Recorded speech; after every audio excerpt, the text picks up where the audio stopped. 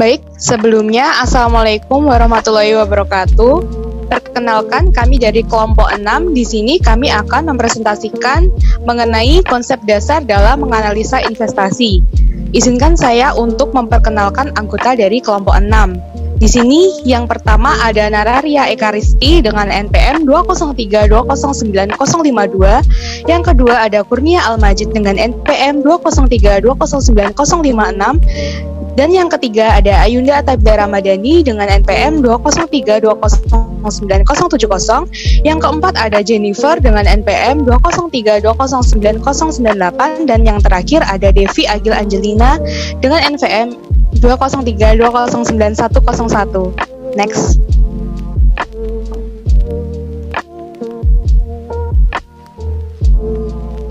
Nah, di sini kami dari kelompok 6 akan membahas mengenai dasar teknik analisis investasi dan juga yang kedua ada karakteristik dasar industri. Next. Nah, di sini untuk materi yang pertama yaitu konsep dasar teknik analisis investasi yang akan dijelaskan oleh rekan saya.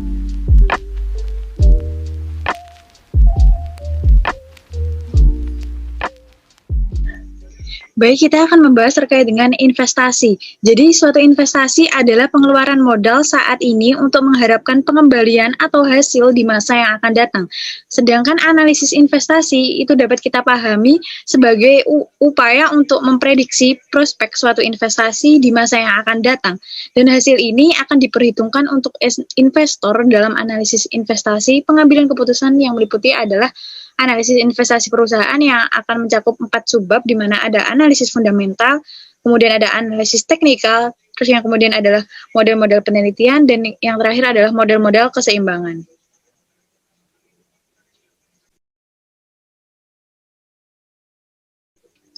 Analisis fundamental adalah analisis fundamental yang dilakukan untuk menentukan nilai intrinsik atau nilai yang sebenarnya di suatu sekuritas. Nah, misalnya saham yang didasarkan pada faktor-faktor fundamental. Jadi, faktor yang menentukan harga sekuritas menurut Copeland, Whiston, dan Sastry pada tahun 2005 menyampaikan beberapa faktor yang menentukan harga sekuritas adalah transaksi perdagangan atau permintaan dan penawaran antar investor yang secara garis besar dipengaruhi oleh 3 faktor, di mana diantaranya adalah pilihan waktu untuk melakukan investasi dan produktivitas investasi dalam menghasilkan return, kemudian ada ekspektasi investor mengenai keadaan masa yang akan datang, serta sikap investor terhadap risiko. Kemudian, konsep dasar dalam analisis fundamental ada 5, di mana yang pertama adalah return investasi individual, yang kedua adalah resiko investasi, yang ketiga adalah return dan resiko pasar, yang keempat adalah tingkat return aktiva bebas resiko, dan yang kelima adalah beta saham. Return investasi individual. Jadi tujuan utama suatu kegiatan investasi adalah untuk menghasilkan return atau hasil. Nah, untuk pada dasarnya seluruh jenis investasi ini mempunyai return yang sama, yaitu berupa net cash inflow yang dihasilkan dari kegiatan investasi. Return ini dapat diartikan sebagai hasil atau pengembalian dari investasi berupa pendapatan bunga, pendapatan dividen, capital gain, dan lain-lain. Untuk return sendiri ini dapat dibedakan menjadi 2 jenis, yaitu return ekspektasi dan return aktual. Nah, berikut ini ada rumus untuk perhitungan dari return sendiri. Untuk rumusnya sendiri adalah RIT sama dengan PT dikurangi PT-1 ditambah D1 dibagi PT-1. Untuk keterangannya sendiri adalah RIT ini adalah return individual realis pada periode T. Untuk PT sendiri adalah harga saham pada periode T. Untuk PT-1 adalah return individual realis pada periode T-1. Untuk DT sendiri adalah dividen pada periode T. Next. Sebagai ilustrasinya digunakan data harga pasar saham dan pembayaran dividen PT United Tractor Tbk di Bursa Efek Indonesia sebagaimana yang ditunjukkan pada tabel berikut ini. Nah, jadi untuk tabel ini adalah harga pasar saham, pembayaran dividen, dan return saham PT United Tractor Tbk. Pada tahun 2005 sendiri untuk harga pasarnya sebesar 5.400, untuk pembayaran dividennya ini sebesar 0. Selanjutnya pada tahun 2006 ini untuk harga pasarnya sebesar Rp7.550, untuk pembayaran dividennya ini sebesar 39,81. Untuk kapital gain-nya ini sebesar 39,81, sedangkan untuk return sahamnya ini sebesar 39,81. Sedangkan pada tahun 2007 ini harga pasarnya ini sebesar 10.900, sedangkan kapital gain-nya ini 44,37 dan return sahamnya sebesar 44,37. Pada tahun 2008 harga pasarnya sendiri sebesar 4.400, untuk kapital gain-nya sebesar 59,63, sedangkan return sahamnya ini sebesar 59,63. Selanjutnya pada tahun 2009 sendiri untuk harga pasarnya ini sebesar 15.500, untuk capital gain-nya ini sebesar 252,27, sedangkan return sahamnya ini sebesar 252,27. Next. Nah, untuk selanjutnya ini ada resiko investasi. Nah, resiko investasi ini dapat diartikan sebagai variabilitas return terhadap return yang diharapkan. Jadi menurut Jones pada tahun 2007 ini terdapat 8 faktor yang menyebabkan timbulnya risiko bagi suatu aktiva. Untuk yang pertama ini ada resiko tingkat suku bunga, yang kedua ada resiko pasar, yang selanjutnya yang nomor 3 ada resiko inflasi, yang keempat ada resiko bisnis, yang kelima ada resiko finansial, yang keenam ada resiko likuiditas, yang ketujuh risiko tolak ukur, dan yang terakhir adalah resiko negara. Next, untuk materi selanjutnya akan dijelaskan oleh rekan saya.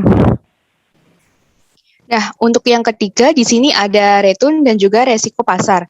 Return pasar merupakan pengukuran return portofolio pasar yang dihitung berdasarkan perubahan indeks pasar sebagai proksi indeks pasar. Nah, rumus yang digunakan ini udah dikemukakan oleh Jogianto pada 2008 yang ditunjukkan pada persamaan di bawah ini. Nah, untuk persamaannya yaitu return pasar pada periode TI sama dengan indeks harga saham gabungan T dikurangi dengan indeks saham gabungan T-1 dibagi dengan indeks harga saham gabungan T-1. Nah, untuk menjelaskan perhitungan return pasar tersebut, sebagai ilustrasi ini digunakan data indeks harga saham gabungan atau IHSG pada BEI, sebagaimana ditunjukkan pada tabel tersebut. Nah, di tabelnya ini ada pada tahun 2001, IHSG-nya yaitu 392. Untuk tahun selanjutnya, 2002, indeks harga saham gabungannya yaitu 425 dengan return pasar sebesar 8,39%. Pada tahun 2003 dengan indeks harga saham gabungan yaitu sebesar 679 dengan return pasar sebesar 59,86%. Pada 2004 IHSG-nya sebesar 1000 dan return pasarnya sebesar 47,24%. Pada tahun 2005 indeks harga saham gabungannya sebesar 1.163 dan juga return pasarnya sebesar 16,24%. Pada tahun 2006, IHSG sebesar 1.806 dengan return pasar sebesar 55,34%. Pada tahun 2007, IHSG-nya sebesar 2.746 dengan return pasar 52,5%. Pada 2008, indeks harga saham gabungannya sebesar 1.355 dengan return pasar sebesar 50,66%, dan pada tahun 2009 indeks harga saham gabungannya sebesar 2.534 dengan return pasar sebesar 87,1%. Next. Nah, di sini untuk selanjutnya yang keempat yaitu tingkat return aktiva bebas resiko. Pada penelitian-penelitian pasar modal yang dilakukan di Indonesia digunakan tingkat suku bunga sertifikat Bank Indonesia atau SBI sebagai proksi tingkat return aktiva bebas resiko. Next. Nah, untuk yang kelima ada beta saham. Resiko yang relevan dalam permasalahan investasi saham adalah resiko yang tidak dapat dihilangkan sama sekali atau resiko sistematisnya. Sehingga dalam hal ini resiko yang diperhitungkan adalah resiko sistematis yang diukur dengan beta. Hal ini sejalan dengan yang dikemukakan oleh Jogianto pada 2008 bahwa beta adalah pengukur resiko sistematis dari suatu saham atau portofolio relatif terhadap resiko pasar. Nah, pada umumnya ada dua pendekatan yang dapat digunakan untuk menghitung beta, yaitu yang pertama menurut Elton dan yang kedua ada menurut Redsliver. Nah, untuk yang pertama menurut Elton, untuk mengestimasi beta dapat digunakan pendekatan pasar atau dengan model indeks tunggal dengan menggunakan teknik statistik regresi. Nah, untuk yang kedua menurut Redsliver, untuk mengestimasi beta dapat dilakukan dengan mengukur volatilitas antara return dan juga suatu saham dengan rumus return pasar. Next. Untuk yang selanjutnya akan dijelaskan oleh rekan saya.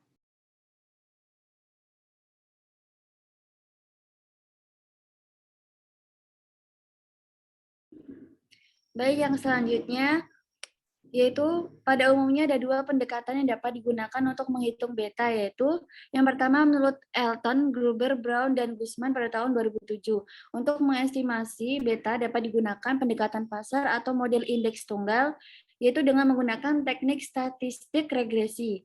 Nah, untuk rumus yang digunakan sebagaimana ditunjukkan di bawah ini, yaitu RIT atau return saham 1 pada periode T sama dengan AI atau konstanta ditambah dengan BI, beta saham, kemudian RMT atau return saham pada periode T ditambah dengan EIT atau residual error saham I pada periode T.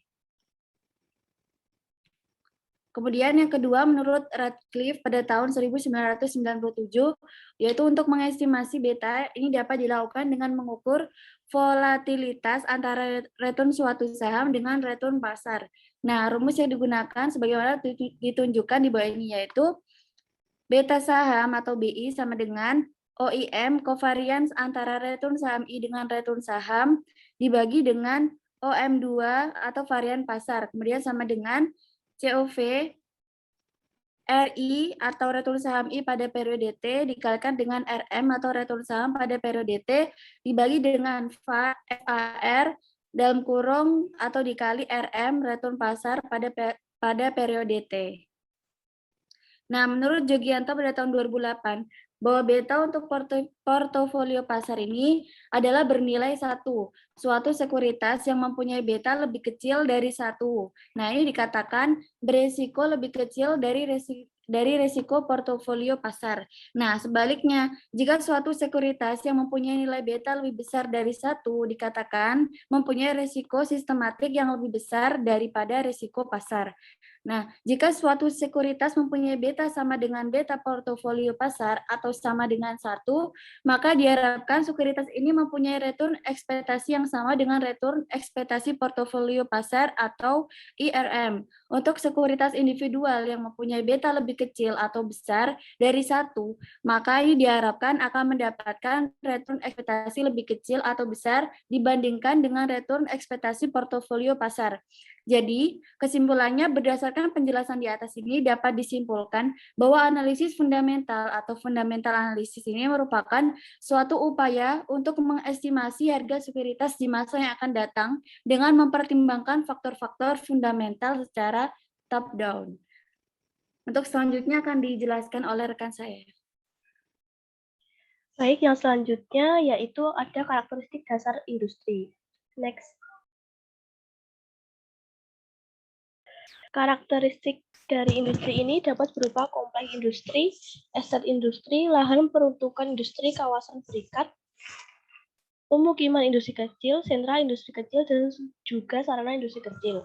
Yang pertama yaitu ada kompleks industri. Kompleks industri adalah suatu lahan peruntukan yang secara khusus disediakan bagi sekumpulan kegiatan industri yang mempunyai keterkaitan proses produksi mulai dari industri dasar atau hulu dan hilir. Contohnya lahan peruntukan khusus misalnya kompleks industri pupuk dan kompleks kertas. Yang kedua ada estate industri. Suatu lahan peruntukan yang secara khusus disediakan untuk menampung berbagai jenis kegiatan industri hilir yang dilengkapi berbagai fasilitas untuk memberikan kemudahan bagi kegiatan industri dan pengolahannya ditangani oleh suatu badan industri. Aset merupakan suatu lahan khusus yang menampung industri-industri yang bersifat manufaktur yang dikelola oleh suatu manajemen terpusat dengan luas minimal 20 HA sampai 40 HA. Yang ketiga, lahan peruntukan industri.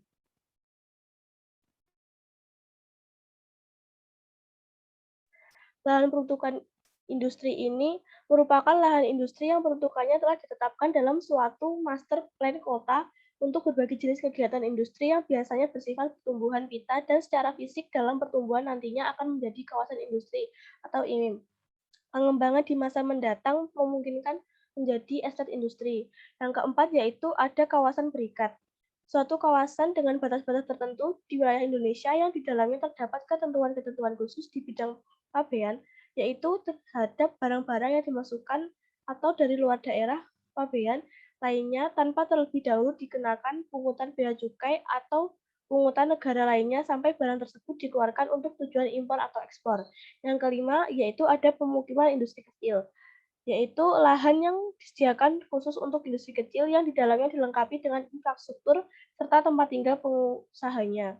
Yang keenam, sentra industri kecil, yaitu suatu areal atau lahan peruntukan di mana terdapat berbagai kegiatan usaha industri kecil sejenis yang tumbuh dan berkembang dalam suatu lokasi tertentu. Yang terakhir, ketujuh, yaitu sarana usaha industri kecil yang disediakan di dalam aset industri yang mempunyai kaitan dengan berbagai industri di dalam aset industri tersebut. Next. Untuk faktor-faktornya sendiri yaitu industrialisasi ada 5, yaitu meliputi 1 tanah, 2 tenaga kerja, 3 modal, 4 teknologi, dan 5 koneksi.